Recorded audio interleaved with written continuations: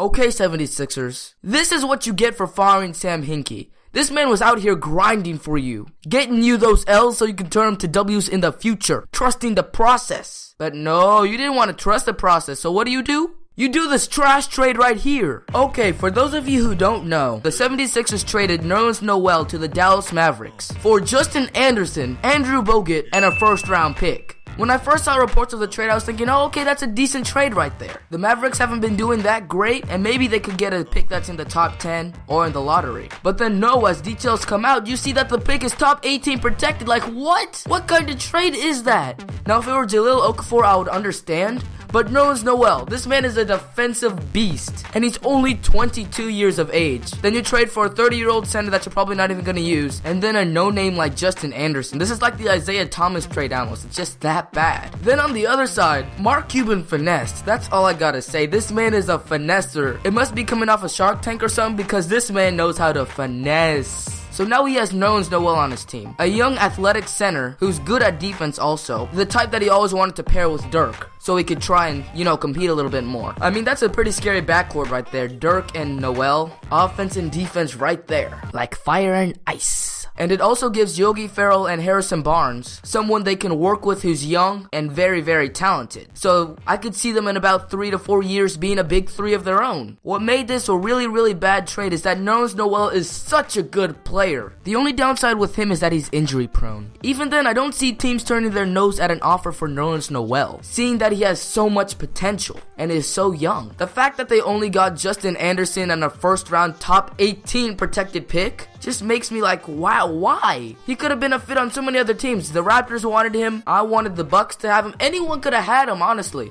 He would be a great fit for anyone pretty much without a big center. But yeah, the 76ers made a noob move. Oh, Chris Smooth, if you're watching the video, hi. Okay, I could have made this a separate video, but I didn't feel like doing that because I really want to talk about this trade too, and I don't want to have to make 2 videos on it, so I'm just gonna make it all into one. The Thunder trade. Now, if you didn't know, I'm also a Thunder fan along with a Rockets fan, so I feel pretty strongly about this trade. So if you don't know, the Oklahoma City Thunder traded Cameron Payne, Jeffrey LaVarn, and Anthony Morrow for Dougie McBuckets, Doug McDermott, and Taj Gibson. As for the Bulls, I don't know what they were thinking. That's not very good. I mean, why do you need Anthony Morrow and Jeffrey LaVarn? I can sort of see where they're coming from. Jeffrey LaVarn is 25 years old, still hasn't hit his prime yet, and Cameron Payne, I believe, is about 23. Sorry, he's actually 22. And then Anthony Morrow is just in there to, I guess, make the trade work or something like that. So I see they're trying to rebuild here, but still, you don't rebuild with such a thing. I mean, Doug McBuckets, he's one of the people you want to keep. He was your only consistent shooter pretty much.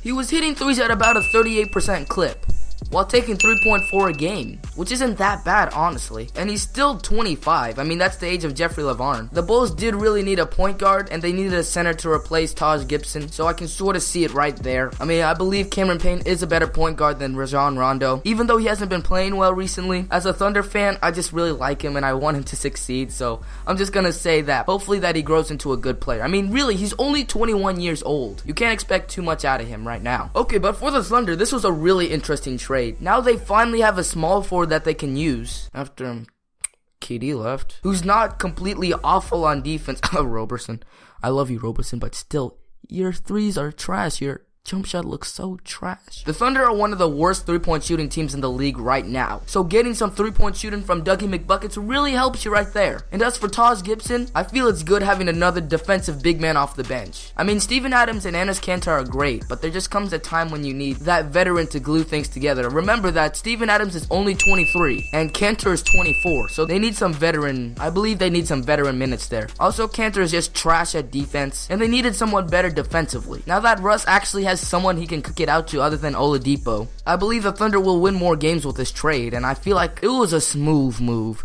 Sam Presti, you made a smooth move. But guys, if you have any opinions, leave them down below, good or bad, doesn't really matter. I want opinions. If you guys like the video, then do the obvious thing, and yeah, I guess I'm out of here.